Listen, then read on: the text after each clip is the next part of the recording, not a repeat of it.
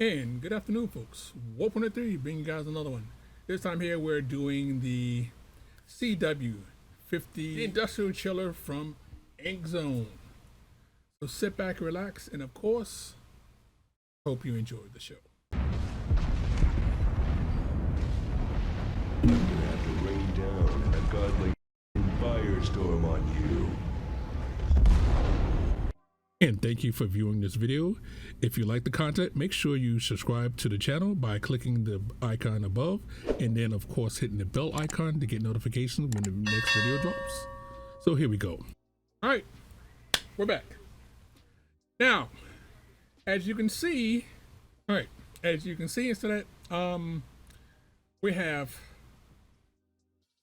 this, the Ankzone, and we have the other Ankzone. Now again, to my left is my 40-watt CO2 laser. To my right, or in this case directly in front of you, is another Ankzone product. Now, full disclosure, this was sent to me free.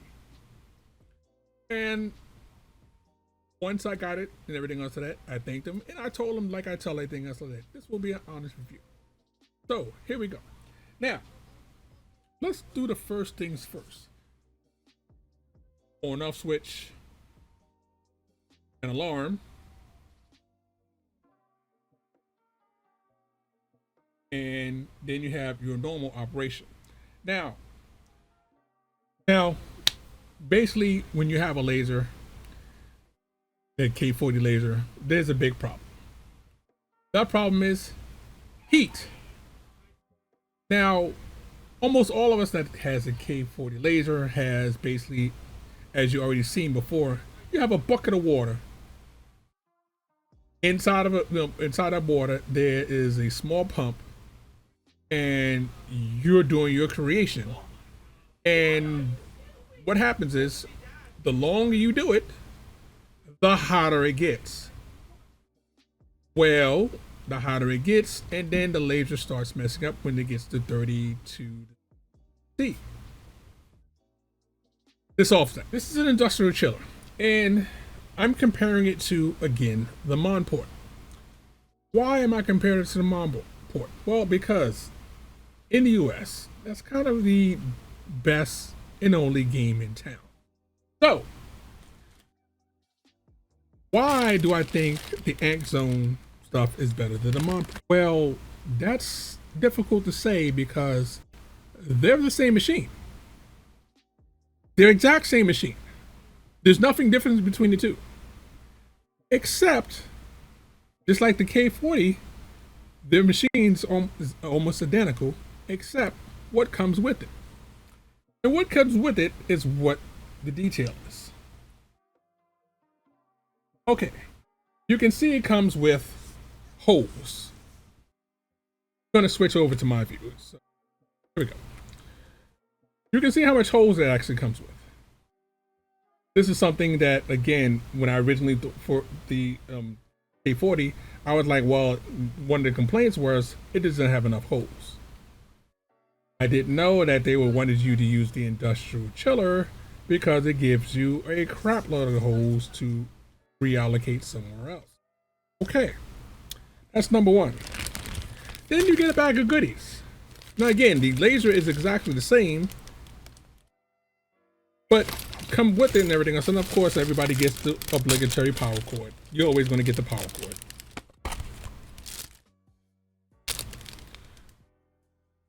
Monport, why not have this? What is this? Okay, let's take out a little bag. Now I already know what it is and everything else of that, but most people are like, "What? So what is it?" Now, when you're filling this, most people I've seen put their hands around it, a little rag around it, and everything else of that, so they can fill it without trying to get water everywhere. How is it that they got this right, and they give you $1 to actually it's rubber, so I'm gonna give it $3 funnel so you can refill it. Again, smart. They all come with your booklet, gives detailed instructions on how it does. Now this one, unfortunately, is not, well, actually no, it is in color too. I'm impressed. It's in colors. How to use it and everything else of that. It tells you how to. Again, we want to take a look at this. Set up the for different temperatures. So it comes with the booklet, and it comes with. I'm trying to get my hands around it. That's a whole lot of clamps and everything else that and extras. Not one or two, but again, there's some of them that don't have the thing, but they have a lot of clamps. So that way, there you can make sure that you can plumb it into your laser and make sure you have it all. And then from there, basically this is the remote sound thing and everything else like that. So for the alarm, so you can actually put a separate alarm thing on it. Now let's go to the laser. All right, now we're looking at the side of the machine, and it tells you it has a caution sticker that says so that wash, filter, gauge every 15 to 30 days to keep good cooling performance. Now on the sides, it has latches.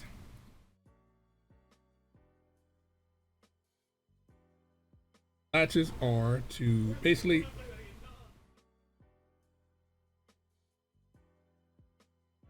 both the material and everything else like that. Because basically what this is a small miniature air conditioner. That's what this is. Now again, to put the cartridge back in and everything else like that, you slip it down inside of here. It's got 2 notches for it to fit into. After you wash it, you put it back in, boom, you're done. You can close it back. Now, as you can see right here, this right here, hopefully I can get a good image of it and everything else of that, is basically your water storage. Water is held right here, and then in the back right there and everything else of that, which I'm going to give it just a sprinkle. See the refrigeration behind it. Water lines where it goes to and everything else. You can see the refrigeration behind it. Tube where it's feeding in at the top, and you can see the tubes where feeding in the bottom. Now, again, this is basically a small window air conditioning unit, essentially, that has and we call heat transfer. Basically, you have a block touching another block. One has a coolant going through it on one side, the other one has the water going through it on the other side. They don't mix together, but the block and everything else of that is basically called a heat exchanger. It basically transfers the heat out of the machine, your K40, and cools it back down and sends it back to the machine. Again, you just seen how easy it is for me to open it up, close it back up, to change the thing and back. So let's take a look at the back of the machine. All right, so what you're looking at right here is basically the fuse location. So you have your power cord plugs into the machine here, but to protect it and everything else, it has its own fuse inside it to protect the machine. It has an alarm outlet, meaning that you have a separate alarm that you can put in a different location. Does not come with the machine, by the way. You have an alarm just in case if you're not in the city, which I don't recommend, because if you are using your laser and you are burning stuff, you should be by your laser. Now, outlet and inlet. This is confusing to most people because it's actually counterintuitive. What goes in here and what goes in here? The outlet from here goes into the inlet in the back of your machine. Meaning that, so the output from here, this is going to be the cold water coming back, goes into your machine in the back into the inlet. Outlet from your machine comes through and goes into the back of this is the inlet, meaning that this is the warm water that's going in. So they need to really put this warm here, cold out. Essential. Now you can see it has a water meter inside of it. This will fit about gallons normal, and then full is a little bit more than that. You have 2 big fans inside of it, so it does get loud when it is in operation. Now, all of them like that because, again, it sounds just like an air conditioner. If you've ever heard it in an air conditioner that's in your window, it sounds exactly the same. Now, you can minimize that and everything else like that by setting it a little bit higher so it comes on at a later point, meaning that you can set it to come on at 30. You can set it to come on at 32, basically just below the limit where you're too. Or you can set it that you want it to be extra cold, and you can set it down to 18 if you wish. That's really up to you. Now, at the top, you're going to lean it forward and everything else. You can see the big silver. This is where you put your water in. Again, I know it sounds silly, but I'm really thankful that you actually have. It sounds dumb that this is not included in every one of that, but it makes it easy to put the water inside of there. It makes it really easy to put the water in it, and it comes with the machine, and you don't have to look for a buy one. So, build quality. This thing is stout. This thing is heavy. I have a window air conditioner on the other side as an emergency for when power goes out and everything else that, and we off of generator power or battery power. This machine is quite heavy. Even right now, without having any water inside of it, it's heavy. So once you put it in place, you will not be moving this. This will not be a thing where, well, you're moving it all over. No, you're going to put it in a location, and it's going to be in that location. So wherever you set it and everything else, that make sure you leave enough space so you can change out the filters. I have a space for mine. It's going to basically occupy the same space right behind. You see that fan, the big industrial fan to your left. It's going to be sitting in the hole right next to that. Again, right next to the laser. Now, refrigerant inside it is R410A. This is going to keep your unit cool. I have already used this already. Normally, on a day like today, which is 83 degrees Fahrenheit here, my machine gets up normally in the neighborhood when I'm trying to do a laser, doing ambient temperatures, because then right now I don't have the ACs running. It gets up to 35 C on the machine quite regularly, quite easily. With this hooked up, I have already used it for about 2 hours. It's never got above 30. And again, I have it on the intelligence sector and everything section. So what that means is they got a couple of different things. You can set it up to be at a certain temperature, or you can set up for it to be intelligent, that basically is going to keep it a couple of degrees cooler than what your ambient temperature is that you have. So for me, it's like that in Florida with the AC not on, when it's 83 degrees, my laser gets with 35. When I turn this on, 30 is the highest that I've seen as a temperature. And again, I'm talking about 83 degrees. Now, anything above 83 degrees inside this house and everything else, that the AC comes on, and I'm talking about our house AC, and then the temperature will go down to.